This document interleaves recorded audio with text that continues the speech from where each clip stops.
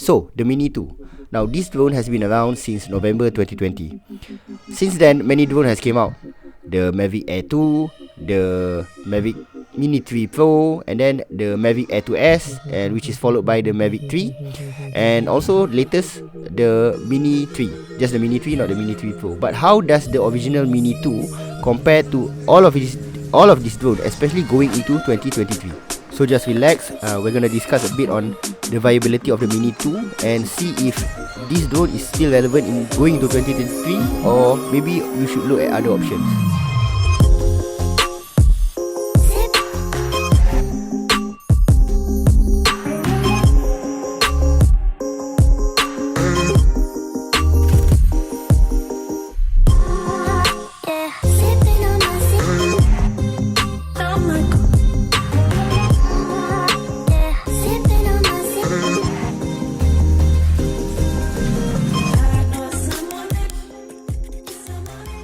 Now, as you can see from the video that I shown previously, you can see that the DJI Mini 2 is still capable of taking fantastic photos and videos. The drone itself is capable of recording up to 4K and 30 FPS, so really resolution is not really the main issue of this drone. Okay, so let's talk about a bit of the positive of this drone. So what I do like about this drone is, of course, the small size. As you can see, it's like smaller than even the palm of my hand. So the drone is actually very, very small, and this makes it very easy for you to bring the drone around. The second thing I like about this drone is actually the images and the pictures that the videos that it produce. It's actually very good. The videos are 4K, and it's actually very clear, and it also has a very high bit rate of, if I'm not mistaken, around 100 megabits per second. So in terms of details and clarity, it is very clear. You can easily you can see, I've shown previously in the montage, you can see that I tried to take a varied sample of lighting condition, and you can see that the drone still can perform admirably. Though the sensor of this drone is not very big, it's only a 1/2 size sensor. So in terms of modern DJI drone, it's one of the smaller drones. Where it will struggle is actually during very dark sunset or sunrise, and of course during night time. It's gonna struggle a lot. That's my honest answer. The other thing that I like is the software is very intuitive, very easy to use. Flying this drone is very easy. A lot of people I think they feel like flying a drone is difficult. I can assure you, flying a DJI drone is very easy. I would say it's as easy as playing a children's remote control car. Now, the third thing I like about this drone is that this is the first small drone that was included with OcuSync OcuSync 2.0. So previously, before I bought this drone, I bought the original Mini. I was satisfied with the image quality with the original Mini compared to the Mini 2. However, I was very disappointed about the range. You can barely fly. Sometimes if you're flying in crowded condition, you see, drone signal and range, the signal strength and the range of the drone really depends on where you are. If you're in an urban area, there's a lot of telecommunication tower, and there's a lot of Wi-Fi interference. The drone won't be able to go so far. Okay, so that is the main issue of the original Mini. Of course, the fourth thing I like about the Mini 2 is of course the price. The price is very reasonable. I mean, you can get used for around 1.5k to around 2k for the Fly More combo. And my recommendation is always to get the Fly More combo lah. Newer drones from DJI has been slowly increasing in price. So for example, if you are planning to get a new Mini 3, mine is the Mini 2, so if you're planning to get a Mini 3, a top spec Mini 3 will set you back around a cool 4,000 ringgit Malaysia lah. So even if you get the cheaper Fly More combo, which doesn't include the RC, the new controller, just using the same old controller like my Mini 2, it's still gonna set you back 3,300. So newer drones from DJI is no longer budget. It is actually quite expensive, so that is something you need to consider. So that is why after I saw the launch of the Mini 3, I thought that okay lah, there's a lot of improvement lah kan. I mean, the sensor is bigger, so we're gonna talk about the sensor a bit more in detail. So the sensor is bigger, but is it really worth the price? I mean, this one brand new you can get for, I think discounted you can get around 2,300. So that is around 1,000 ringgit difference, or 30% of the price. And also, if you get this used, which is, as long as you know what you're looking for and you get to test the drone before you're purchasing, used drones is hardly the worst case scenario. Now, what do I don't like about the drone? Of course, there are things that, you know, sometimes you wish that this drone have. Now, one of the main issue of this drone is that the camera sensor is actually small. It's basically a size of a smartphone camera. So the main issue is that with a smaller sensor drone, it's gonna struggle in low light, dim light conditions. So that is number one. So it's gonna struggle. So you need to know when you're gonna shoot. If you're planning to shoot a lot of nighttime shots, this drone is maybe not suitable for you. But if you ask me, if you're planning to take night shots, the Mini 3 is also not suitable for you. We'll talk about that later.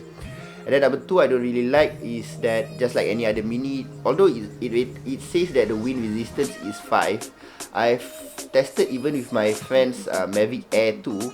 I find that the bigger Mavic Air, the performance is a bit better in windy condition. It is able to fight the wind a bit more.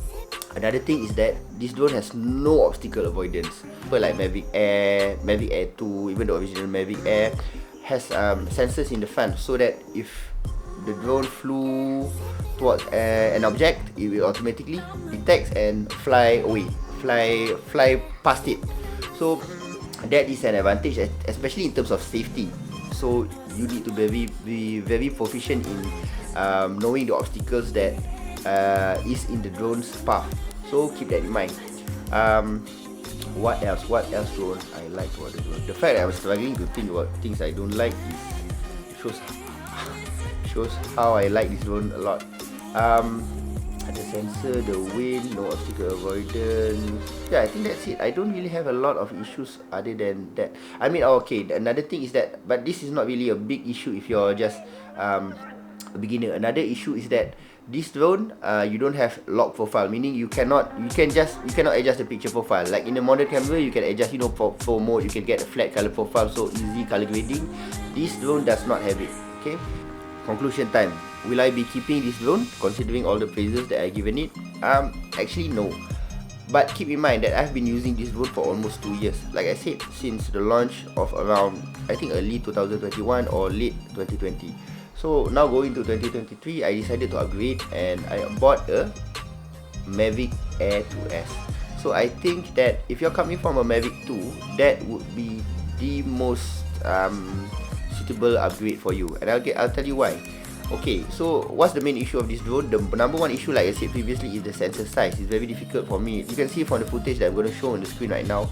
You can see that sometimes it's quite disappointing for me, because you see the challenge in taking footage with drones is actually you need to drive. It's not like just, you know, you just fly the drone from the balcony of your house. You need to take your car or take your bike, go to the place where you find that there's a scenic view, and then you need to fly the drone. And then after flying the drone, you go back and then you review the footage. You know, take 1 hour, 30 minutes drive there, and then 30 minutes drive back, and then you look at the footage and it's grainy. It's a bit disappointing. So that is the reason why I'm upgrading to the Mavic Air 2S. To put into perspective, the sensor size of the Mavic Air 2S is 4 times bigger than the Mini 2. So hoping that it should be able to get a lot more better footage compared to the Mini 2. And also the Mini 2, like I said previously, is also a big drone. It's a bigger drone, has stronger motors. So I'm more confident in flying, let's say, in challenging condition, because personally I have a bit of a, like I said, I try to practice safe drone flying. If I check that the wind speed is a bit too fast, I won't fly the Mini 2. So it's a lost opportunity there. So that's why I decided, you know what, I'm just going to, after 2 years of using great times with the Mini 2, I'm just going to say goodbye to this old friend and just get the Mavic Air 2S, because for the bigger sensor and the stronger motor. There are other things I'm also interested that the Mavic Air 2S has, and that is obstacle avoidance and tracking. I forgot to mention that this drone doesn't have any obstacle avoidance and does not have any tracking, meaning you cannot just fly the drone and then just pick a subject and then the drone will automatically follow you. That does not work with the Mini 2. Why the Air 2S specifically?